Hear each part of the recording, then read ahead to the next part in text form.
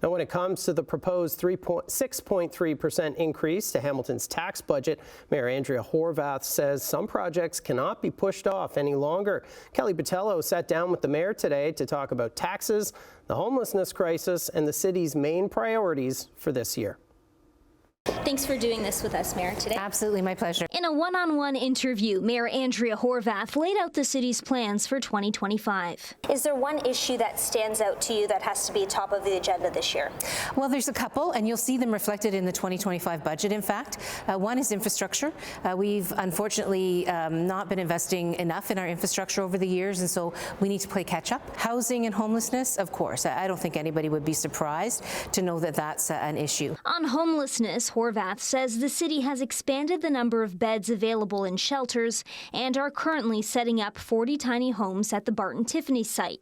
But these are temporary solutions. The goal, she says, is to get people into affordable housing. We've just done ribbon cuttings on a couple of projects. One was on King William Street. The other was on Bay Street North. There are affordable housing units going up around the Queenston Road and Reed Avenue area. Roxborough Park, it's called. We've got units being developed on Main Street West that are going to be affordable, on the mountain that are going to be affordable. So yes, there's affordable housing underway as we speak, but the need is great, and so you can't rest on what's kind of in the pipeline, if you will. I'm looking forward to Jamesville. I'm really hopeful that Jamesville will see some action. It's unbelievable that site has been left the way it has. But infrastructure and the homelessness crisis all cost the city money, and that means taxpayers will have to pay up. The mayor is proposing a 6.3% increase to the city's 2025 tax budget. Do you think a 6.3% increase in property taxes is acceptable at a time when Hamiltonians, like many other Canadians, are really struggling to make ends meet? Well, the important thing to know is that the final amount has not been determined yet, so we are working diligently to come to a place where we're dealing with the things I spoke about before. You can't just keep kicking this stuff down the road.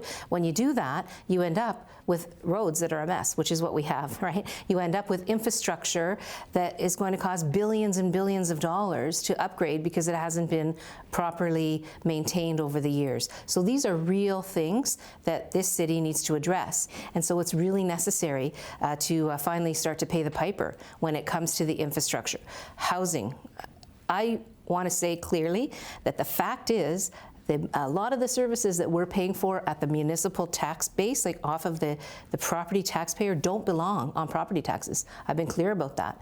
But we have problems to solve. People want to see encampments out of the parks. They want to see people being provided with some opportunity for dignified shelter. That costs. And if the other orders of government are not going to come to the table at the scale that they should be, how else do we solve the problem? For more on the city's plans for 2025, including updates on the LRT and the Downtown Arena project, head to chch.com for the full interview.